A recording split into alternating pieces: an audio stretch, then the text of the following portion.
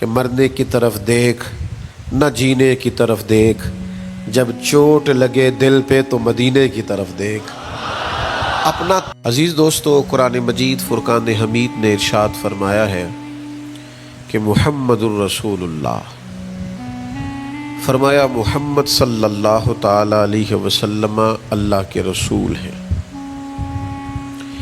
نبی اکرم صلی اللہ تعالی علیہ وسلم کی رسالت، حضور کی نبوت، نبی پاک صلی اللہ تعالی علیہ وسلم کے خاتم النبیین ہونے اور حضور سید عالم علیہ السلام کے امام الانبیاء ہونے کی گواہیاں جگہ جگہ اللہ کے قرآن نے بیان فرمائی ہے۔ نبی کریم علیہ السلام اللہ کے سچے رسول ہے،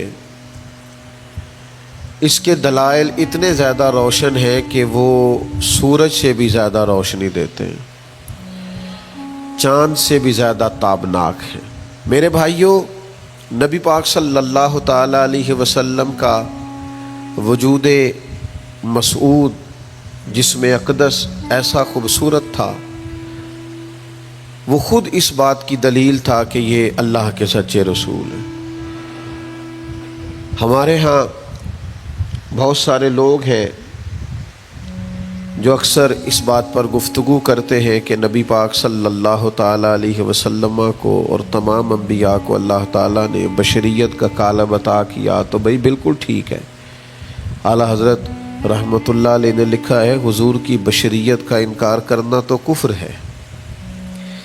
نبی پاک علیہ الصلاۃ والسلام بشر ہیں، لیکن جب سے دیکھا ہے لباس بشری میں تمہیں، ہر فرشتے کی یہ خواہش ہے کہ وہ انسان ہو جائے۔ یعنی آپ اس بات پر ذرا غور فرمائیں، اندازہ کریں کہ حضرت انس بن مالک رضی اللہ تعالیٰ عنہ فرماتے، حضور کسی رستے سے گزر جاتے تھے نا، تو جو بعد میں آتا تھا اسے خوشبو اتنی آتی تھی کہ پتہ چل جاتا تھا یہاں سے اللہ کے رسول گزر کے گئے۔ حضور علیہ الصلاۃ والسلام کو جو اللہ تبارک و تعالیٰ نے حسن عطا فرمایا اور جو کمالات عطا کیے، آپ غور فرمائیں گے کہ حضور کے پسینہ مبارک سے خوشبو آیا کرتی۔ اللہ کے رسول ہیں، اس پر اگر آپ دلائل دیکھیں، معجزات دیکھیں، کمالات دیکھیں، فضائل دیکھیں، شمائل دیکھیں تو انسان دنگ رہ جاتا۔ حضور کے مقدس پسینے سے خوشبو مہکا کرتی اور گلیاں اور بازار اس سے مہک اٹھتے۔ حضرت عتبہ رضی اللہ تعالیٰ عنہ صحابی ہیں، 4 بیویاں تھیں، وہ کہتی ہیں کہ ہم ایک سے ایک بڑھ کے خوشبو استعمال کرتی تھی، لیکن سمجھ نہیں آتی تھی کہ ہمارے شوہر کون سی خوشبو لگاتے ہیں۔ ہم باوجود کوشش کے، باوجود ہمت کے اور باوجود تجسس کے وہ خوشبو نہیں پاتی تھی۔ تو ایک دن ہم چاروں نے فیصلہ کیا کہ ان سے پوچھ ہی نہ لیں وہ کون سی خوشبو لگاتے ہیں۔ تو ہم نے پوچھا کہ بتائیے، تو کہنے لگے میں نے تو کبھی لگائی نہیں۔ تو ہم نے کہا بھئی آپ ایسے ہی تو دعویٰ نہ کیجئے، ہم نے پوری جد و جہد کر لی، اور پھر عورتوں کا چیزوں کو تلاش کرنا یہ تھوڑا انفرادی بھی ہوتا ہے، ہمیں وہ رنگ نہیں ملا خوشبو کا، وہ انداز جو آپ کا ہے۔ تو فرمانے لگے اصل بات یہ ہے کہ میرے کمر پر کچھ تکلیف ہو گئی تھی، کچھ ایسی چیزیں ابھر آئی تھی جو تکلیف کا باعث تھیں، تو میں پھر حاضر ہوا رسول پاک کی بارگاہ میں۔ تو نبی کریم علیہ السلام نے فرمایا کرتا ہٹائیے گا، تو میں نے کچھ کرتا ہٹایا تو کریم نے دست مبارک پھیرا، بس ظلمت کو ان کے نور نے کافور کر دیا، جس پر پڑی نظر اسے بھی نور کر دیا۔ تو محمد صلی اللہ تعالی علیہ وسلم اللہ کے رسول ہیں، اس پر اتنے دلائل ہیں، یہ اتنا آفتاب سے روشن مسئلہ کہ یعنی آپ شمار کرتے جائیں، آپ گنتے جائیں، آپ سیرت کو پڑھتے جائیں، آپ فضائل کو پڑھتے جائیں، کمالات کو پڑھتے جائیں، تو مرحوم اعظم چشتی کا ایک جملہ اتنا فٹ آتا ہے کہ یہ سارا مضمون اس میں سمٹ جاتا ہے۔ وہ کہتے ہیں تیری حیات پاک کا ہر لمحہ پیغمبر لگے، یعنی لمحہ لمحہ بتاتا ہے کہ آپ اللہ کے سچے رسول ہیں۔ ایک ایک گزرنے والی گھڑی بتاتی ہے کہ آپ اللہ کے سچے رسول ہیں. حضور کا مسکرانا بھی بتاتا ہے کہ سچے رسول ہیں. نبی پاک علیہ السلام کا دیکھنا بھی بتاتا ہے کہ حضور اللہ کے سچے رسول ہیں. حضور تو کسی پر جلال بھی کر دینا تو بھی پتہ چلتا ہے اللہ کے سچے رسول ہیں.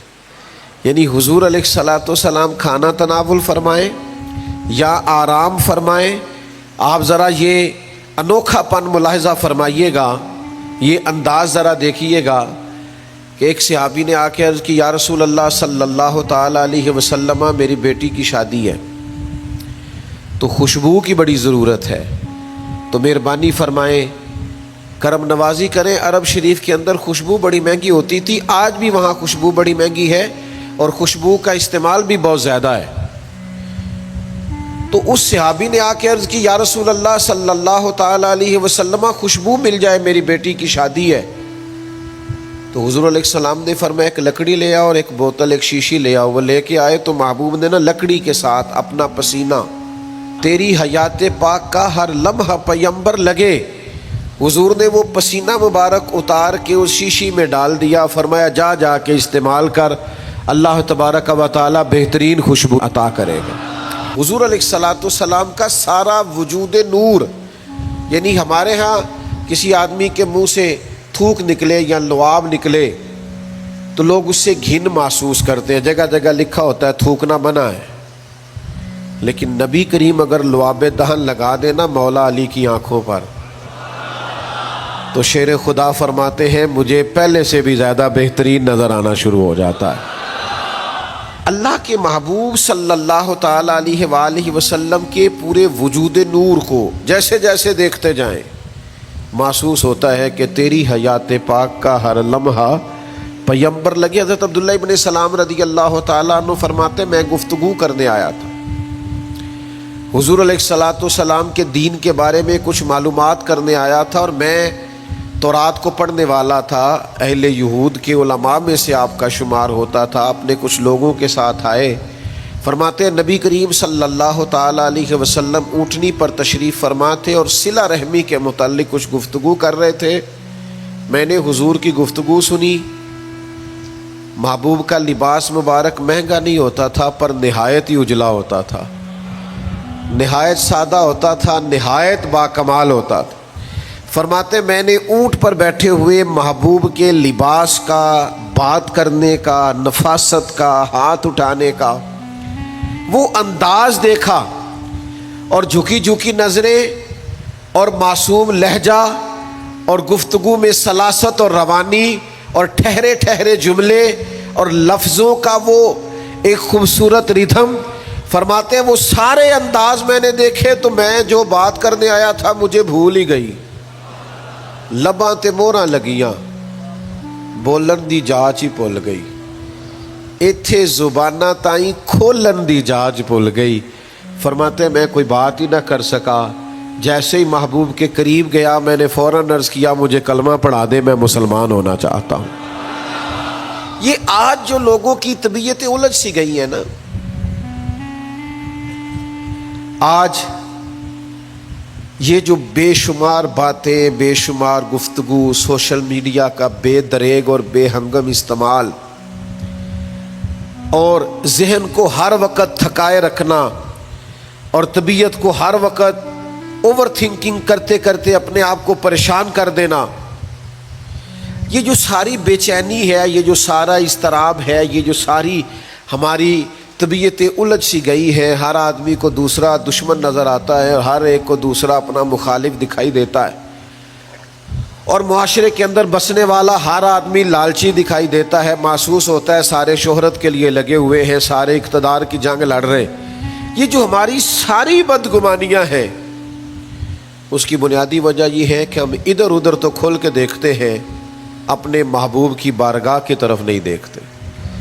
ہم جب حضور علیہ السلام کی پرکیف شخصیت کو دیکھیں گے، فضائل دیکھیں گے، کمالات دیکھیں گے، معجزات دیکھیں گے، نعت پاک کی طرف توجہ کریں گے، اخلاق عالیہ کو دیکھیں گے، حسن کردار کو دیکھیں گے. دنیا میں وہ لوگ بڑے عظیم ہوتے ہیں جو نبی پاک علیہ الصلاۃ والسلام کی محبت میں پوری طرح محو ہو جاتے ہیں، آپ یقین کریں جو دروازہ رسول تک پہنچ جاتے ہیں ان کا سفر ہی ختم ہو جاتا ہے۔ جو حضور کی بارگاہ تک پہنچ جاتے ہیں ان کے ذہن کی مشقت پھر ختم ہو جاتی، انہیں منزل نصیب ہو جاتی۔ وہ لوگ اس طرح کے ہو جاتے ہیں کہ اب زندگی میں ایک ٹھہراؤ آ گیا، اب سکون نصیب ہو گیا، اب اطمینان قلبی مل گیا، اب مقصود ہاتھ آ گیا ہے، منزل مل گئی ہے۔ نوجوانوں بہت زیادہ نہ الجھا کرو یار، بہت زیادہ پریشان نہ ہوا کرو۔ جب دل بڑا گھبرا جائے نا تو اپنے نبی پاک کی سیرت کو پڑھا کرو، حضور کے احوال شریفہ کا مطالعہ کیا کرو، ان کے حسن کی بات دیکھا کرو، جمال کی بات دیکھا کرو، کمال کی بات دیکھا کرو، محبوب کے بانٹنے کا انداز دیکھا کرو، نوازنے کا انداز دیکھا کرو، نبی پاک کا دشمنوں کو معاف کرنے کا رنگ دیکھا کرو، حضور کا عطا کر دینے کا انداز دیکھا کرو۔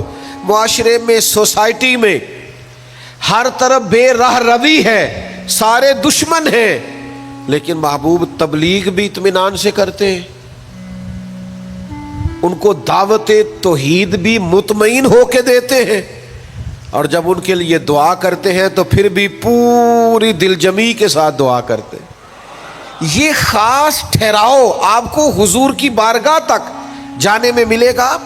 ہم نا رسمی سی محفل کرتے ہیں، رسمی سا میلاد، رسمی سا معراج، رسمی سی سیرت، رسمی سی باتیں، وہ جو خاص ایک کیفیت ہوتی ہے نا امتی کی پوری طرح محبوب کے قدموں سے جڑ جانا، یہ والہانہ پن کبھی ملے نا، والہانہ پن، یعنی حضرت طلحہ بن برا رضی اللہ تعالیٰ عنہ کی نبی کریم سے ملاقات ہوئی، حضور سے ملے اچانک، اور دوڑ کے جا کے نا تو نبی پاک کے قدموں سے لپٹ گئے، اور پھر لپٹے ہیں اور والہانہ انداز ہے اور وارفتگی دکھا رہے ہیں اور عشق کا مظاہرہ کر رہے ہیں، اور پھر اسی درد اور تڑپ میں عرض کرنے لگے حضور مجھے کوئی حکم کرے میں فوراً تعمیل ارشاد کروں گا، کچھ فرما دیں۔ یہ والہانہ پن، یعنی کبھی آپ بڑے بے چین ہو تو کہیں یار کھولو سیرت کی کتاب، اپنے نبی کا کوئی ذکر پڑھتے ہیں، کھولو فلاں آدمی کو سنے جو حضور کے عشق کی بات کرتا ہے، آؤ کوئی نعت پاک کا نغمہ چھیڑ دے جو ہمارے دلوں کو ٹھنڈا کرے، آؤ کوئی قرب پائے حضور کے دروازہ نور کی طرف سفر کرے۔ ہم کہاں الجھے ہوئے ہیں، کہاں سکون تلاش کر رہے ہیں، کہاں ہم نے اپنے آپ کو الجھا دیا ہے، کن بے معنی اور بے مقصد باتوں میں ابحاث اور بحثیں کر کر کے اپنے آپ کو پریشان کیے ہوئے ہیں۔ آئیے دیکھیے رسول اللہ صلی اللہ تعالی علیہ وسلم کی زندگی کا لمحہ لمحہ آپ کے کلیجے کو ٹھنڈا کرے گا، آنکھوں کو سکون دے گا، باطن کو پاکیزہ کرے گا، سوچوں کو نکھار دے گا۔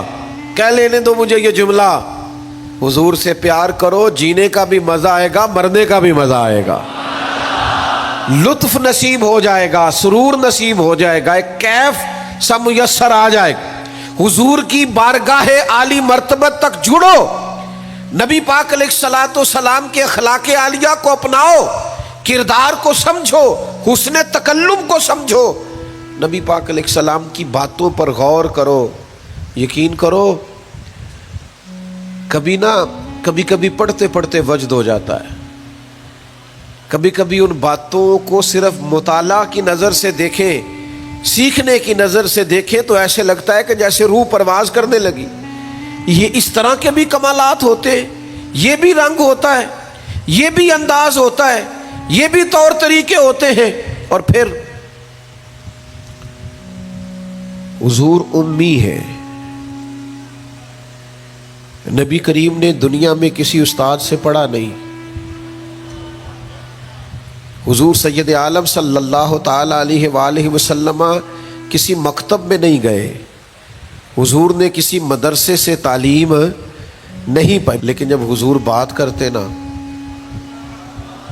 جب محبوب حکمت کے موتی رولتے نا، جب نبی پاک علیہ الصلاۃ والسلام کوئی کلام کرتے نا، آپ یقین کریں ایسا انوکھا پن، ایسا نرالا فیصلہ، ایسی حکمت اور دانائی سے بھری ہوئی بات، یعنی جو فلسفیوں سے کھل نہ سکی اور نکتہ وروں سے حل نہ ہوئی، وہ بات ایک طیبہ والے نے بتلا دی چند اشاروں سے.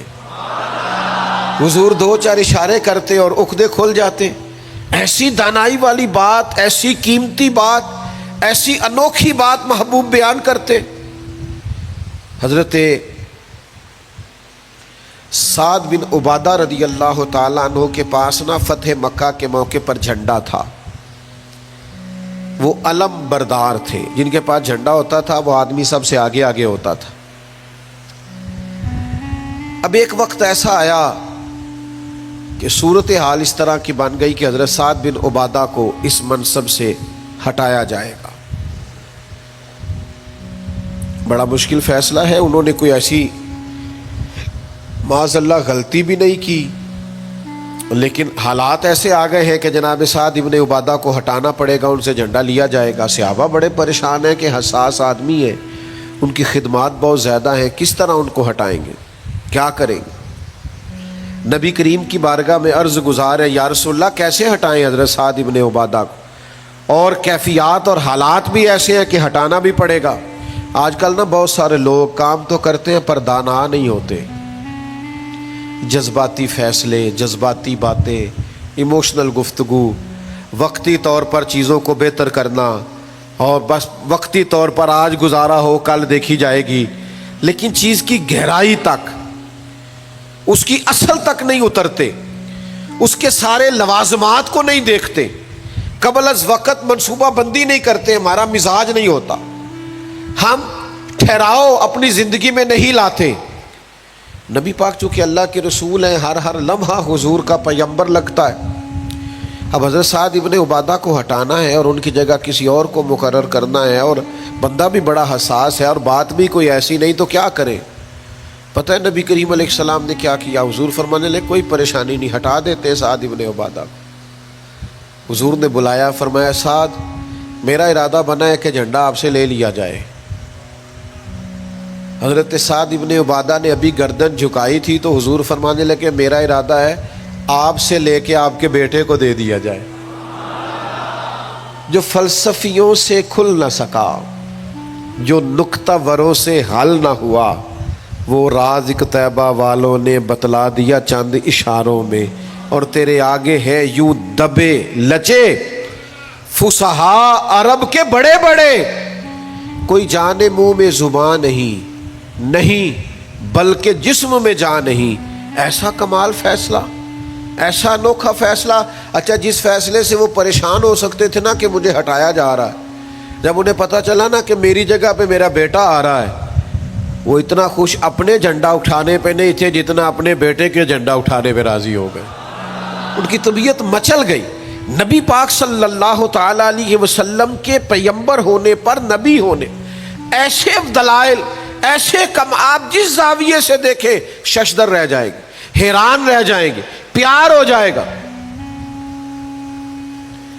کچھ ایسے مصنفین بھی گزرے ہیں معاذ اللہ ثم معاذ اللہ، جو مسلمان نہیں تھے، غیر تھے، کلمہ نہیں پڑھتے تھے، معاذ اللہ استغفر اللہ، نقل کفر نہ باشد، تنقید کی اینک لگا کے انہوں نے حضور کی سیرت کو پڑھا، لیکن اس نظر سے پڑھا پھر بھی مدینے والے کے غلام ہو گئے.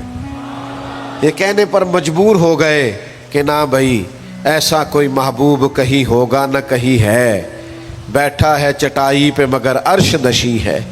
نبی پاک علیہ السلام. پھر ایک اور بات، حضور امی ہے لیکن ایسی کمال بات کرتے، ایسا انفرادی فیصلہ کرتے کہ دنیا حیران رہ جاتی. پھر جو عظمت کردار ہے نا،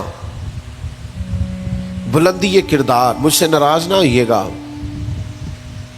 بہت سارے لوگ ہیں جو باتیں بڑی زبردست کرتے ہیں، گفتگو میں کوئی ان سے جیت نہیں سکتا.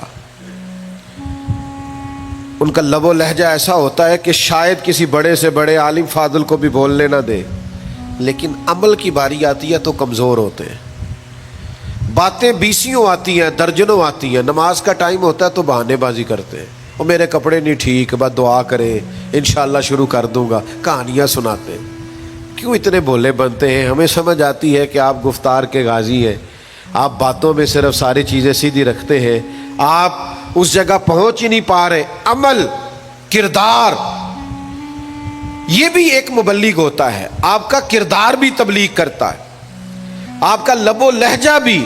حضرت امام جعفر صادق رضی اللہ تعالیٰ عنہ سے ایک شخص نے کہا تھا میں دین کی تبلیغ کرنا چاہتا ہوں، مجھے بتایا کیا کروں؟ تو امام جعفر صادق رضی اللہ تعالیٰ عنہ فرمانے لگے دین کی تبلیغ کرنی ہے تو بڑا آسان نسخہ ہے، دین پہ عمل کرنا شروع کر دے، تبلیغ ہونی شروع ہو جائے گی۔ لیکن ہم نا عمل کی دنیا میں بڑے کمزور ہوتے ہیں، قربان جائیں۔ حضور علیہ الصلوۃ والسلام نے جس معاشرے میں آنکھ کھولی تھی وہ جہلاء کا معاشرہ تھا، ظلم تھا، ستم تھا، بربریت تھی۔ ان لوگوں کی سوچیں، ان کی باتیں، ان کا ظالمانہ مزاج بڑا انوکھا تھا، لیکن کمال کی بات ہے نا چاروں جانب لوگوں کا مزاج ظالمانہ تھا، لیکن محبوب کو اللہ نے رحمت بنا کے بھیجا۔ ہر طرف لوگ ناانصافی کی بات کرتے تھے، لیکن محبوب نے انصاف کے بول کو ہمیشہ بالا رکھا، اس ترازو کو ہمیشہ بلند رکھا۔ ہر طرف لوگ حق کھا جاتے تھے، لیکن محبوب نے فرمایا حق کھایا نہیں جائے گا، حق دلایا جائے گا۔ کردار دکھایا، کردار۔ وہ جو تیری جان کے دشمن ہیں وہ بھی کہتے ہیں، وہ جو تیری جان کے دشمن ہیں وہ بھی کہتے ہیں امین تو ہے، صداقت کی آبرو تو ہے۔ دشمن بھی کہتے ہیں سچے تو بہرحال ہیں، امانت دار تو بہرحال ہیں، غلط بات تو بہرحال نہیں کرتے۔ یعنی دشمن بھی اگر اٹھ کے گواہی دے کہ اگر کسی نے کمال دیکھنا ہے تو آمنہ کے لال کو جا کے دیکھو، اگر کسی نے انصاف دیکھنا ہے، اگر کسی نے دھرتی پہ حسن دیکھنا ہے تو عبداللہ کے در یتیم کو دیکھو۔ وہ بھائی آپ سمجھے نا عظمت کردار کے وہ موتی جو حضور نے عطا کی۔ دیکھیے باہر والوں نے جب دلیلیں مانگی تو حضور نے معجزات دکھائے، اور جب اپنوں نے دلیلیں مانگی،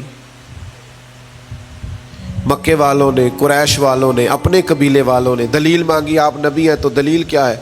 تو اللہ کا قرآن کہتا ہے کہ محبوب نے کہا فقد لبثت فیکم عمرا من قبلہ افلا تعقلون، اور میں نے تمہارے بیچ عمر گزاری ہے ساری، تمہیں عقل نہیں؟ میں کوئی باہر سے نہیں آیا، میں نے 40 سال تمہارے اندر گزارے ہیں، میرے جیسا کوئی سچا ہے تو دکھاؤ، کوئی دیانتدار ہے تو دکھاؤ، کوئی پاکیزہ مزاج ہے تو دکھاؤ، کوئی اس طرح کا ستھرا ہے تو دکھاؤ، کوئی اس طرح کا مزکی ہے تو دکھاؤ۔ تمہارے بیچ میں نے وقت گزارا ہے۔ باقیوں کو نبی پاک نے معجزات بطور دلیل دیے، اور جب اپنوں نے دلیل مانگی تو حضور نے فرمایا میری سیرت دیکھ لو، میرا کردار دیکھ لو، میرے شب و روز دیکھو۔ فقد لبثت فیکم عمرا من قبل، میں نے اس سے پہلے عمر کا حصہ تمہارے بیچ گزارا ہے، افلا تعقلون، تمہیں عقل نہیں؟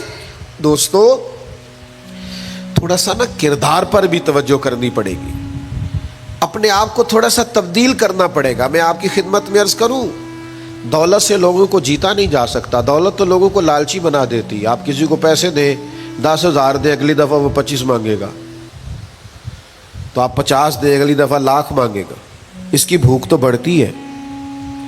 آپ عہدے کے زور پر بھی لوگوں کے محبوب نہیں بن سکتے، اس لیے کہ پھر وہ شخصیتوں سے پیار نہیں کرتے، کرسیوں سے پیار کرتے۔ آپ کرسی پہ ہے تو آپ اچھے لگتے ہیں، جب دوسرا آئے گا تو اس کو سلوٹ کر لیں گے۔ نبی پاک علیہ الصلوۃ والسلام نے فرمایا اگر تم کسی شخص کو قائل کر سکتے ہو اور اس سے محبت بڑھا سکتے ہو تو ایک ہی صورت ہے، اور وہ تمہارا حسن اخلاق ہے۔ اللہ کے محبوب صلی اللہ تعالی علیہ وسلم نے خلق کے ساتھ، کردار کے ساتھ، نبی پاک علیہ السلام نے محبت کے ساتھ، زید بن دسنہ بہت بڑے یہودیوں کے عالم تھے۔ ایک دن حضرت بلال حبشی رضی اللہ تعالیٰ عنہ سے کہنے لگے سنا ہے نبی پاک علیہ السلام کی بارگاہ میں جب بہت سارے مہمان آتے ہیں تو آپ کو کچھ قرض بھی لینا پڑتا ہے۔ جناب بلال کہنے لگے لینا پڑتا ہے؟ کہنے لگے مجھ سے لے لیں، میرے پاس اضافی پیسے پڑے ہیں، آپ نے دے ہی دینے۔ حضرت بلال نے لے لیے، ایک ٹائم مقرر ہو گیا، فلاں دن پیسے واپس کرنے۔ ابھی وعدے میں 3 دن رہتے تھے۔ نبی پاک علیہ الصلوۃ والسلام مدینہ طیبہ کے چوک میں کھڑے ہیں، ساتھ حضرت عمر فاروق رضی اللہ تعالیٰ عنہ، یہ وہاں پہنچ گئے یہودیوں کے عالم۔ آ کے کہنے لگے وہ میری رقم واپس کریں. تو حضور نے فرمایا ابھی تو وعدے میں 3 دن رہتے ہیں. تو اس نے بڑے سخت جملے کہے. آپ کی توجہ ہے میری بات پر؟ سمجھ آ رہی ہے میری باتوں کی؟ چڑھانے والے اتنے خطرناک نہیں ہوتے جتنے چڑھ جانے والے خطرناک ہوتے ہیں. اتنی جلدی کسی کی باتوں سے چڑھا نہ کرے. یعنی ہر ایک کوئی دشمن بنا لیتے ہو. جس کا سٹیٹس ہی نہیں آپ کے ساتھ کھڑے ہونے کا اسے بھی دشمن بنا، اور دعا کرو کہ دشمن بھی خاندانی ہو. ہر ایک کوئی دشمن مان لیتے ہو. اسے بھی میرا اختلاف ہے، یہ بھی مجھ سے حسد کرتا ہو. چھوڑیں یار، آپ کا کوئی سٹیٹس ہی نہیں ہے. سب کے ساتھ آپ کا مقابلہ شروع ہو جاتا ہے. کہیں رکے تو صحیح. کہیں وہ جو 3 بندے وہاں کھڑے ہیں، وہ جو 4 وہاں کھڑے ہیں، وہ جو 5 وہاں کھڑے ہیں، وہ میرے خلاف باتیں کر رہے ہیں. اور یار آپ بلا وجہ پریشان ہیں. وہ کوئی اور گل پہ کر دینے تو ہڑی نہیں کر دے.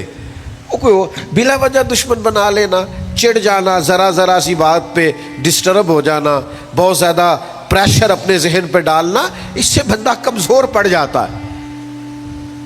انہوں نے سخت جملے کہے، لیکن نبی کریم صلی اللہ تعالی علیہ وآلہ وسلم نے نا کسی بات کا کوئی جواب نہیں دیا. حضرت عمر نے تلوار نکال لی. تو حضور فرمانے لگے عمر آپ نے تلوار نکال لی ہے، آپ کو چاہیے تھا انہیں کہتے مطالبہ نرمی سے کریں اور مجھے کہتے ان کی رقم واپس کریں. فرمایا چھوڑو. یہ جو وقار ہوتا ہے نا، یہ آدمی کے قد کاٹ کا پتہ دیتا ہے. یہ جو حوصلہ ہوتا ہے یہ اس کی تعلیم کا، اس کی تربیت کا، اس کے علم کا، اس کے بڑے ہونے کی خبر دیتا ہے. حضرت عمر سے حضور نے فرمایا چونکہ انہوں نے اب پہلے مطالبہ کر لیا ہے تو ہم ایسا کرتے ہیں پہلے ہی پیسے دے دیتے ہیں.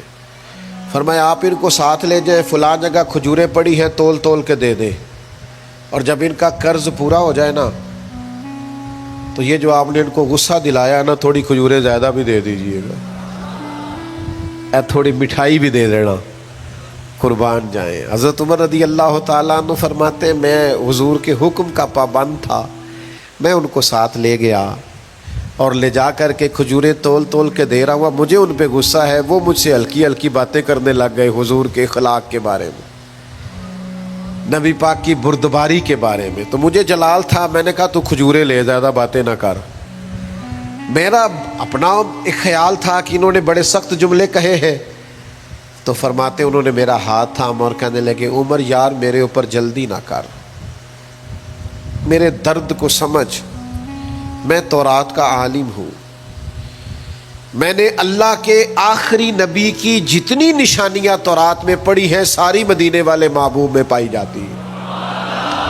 ایک نشانی میں نے یہ پڑھی تھی کہ جتنا جتنا کوئی جہالت کرتا جائے گا نبی پاک کا علم اتنا ہی غالب آتا جائے گا، حضور کی بردباری اتنی بڑھتی جائے گی.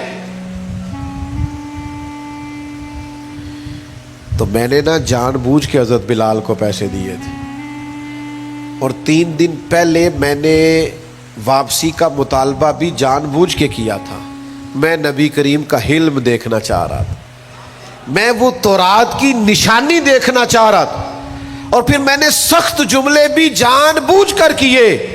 پر قربان جاؤ مدینے والے کو جس اینگل سے بھی دیکھا ہے اللہ کا سچا رسول ہی پایا ہے. محمد الرسول اللہ، محمد اللہ کے رسول ہے صلی اللہ علیہ وسلم. اب وہ کہنے لگے جناب عمر سے مجھے لے جائے نا، میں نے حضور کا کلمہ پڑھنا ہے، مجھے لے جائے بارگاہ تک، میں نے نبی پاک علیہ السلام کی غلامی کا پٹا گلے میں ڈالنا ہے.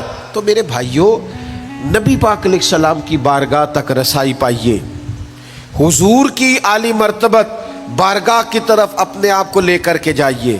آج اگر ہم اطمینان چاہتے ہیں ذہنی طور پر بھی، قلبی طور پر بھی، روحانی طور پر بھی، فکری طور پر بھی، تو ایک ہی راستہ ہے، اپنے آپ کو حضور سے وابستہ کریں. ہم جس طرح کی آزمائشوں کا دن رات شکار ہے، اور جس طرح سے ہمیں نئی نسل الجھی ہوئی، بے چین، بے قرار اور مضطرب نظر آتی، اس کا کوئی اور حل نہیں ہے. اس کا ایک ہی حل ہے تعلق حضور سے جوڑیے، اپنا رشتہ نبی کریم سے جوڑیے۔ میں آپ کی خدمت میں عرض کروں گا، وقت نکال کے درود پاک پڑھا کریں، وقت نکال کے حضور کی سیرت کا مطالعہ کیا کریں، ٹائم نکال کر کے نبی پاک صلی اللہ علیہ وسلم کی نعت شریف کو پڑھا کریں، وقت نکال کر کے حضور کی بارگاہ کی طرف بڑھا کریں۔ جب تک ہم یہ سارے کام نہیں کریں گے اطمینان نہیں پائیں گے، اور پھر جیسے جیسے حضور کو پڑھو گے، نبی پاک کو سنو گے، دین کی صداقت سمجھ میں آئے گی، آپ کو سمجھ لگے گی کہ آپ اس دین کے ماننے والے ہیں جو سب دینوں پر غالب بھی ہے، سب سے سچا بھی ہے، سب سے کھرا بھی ہے، اور سب سے زیادہ نکھرا ہوا بھی ہے۔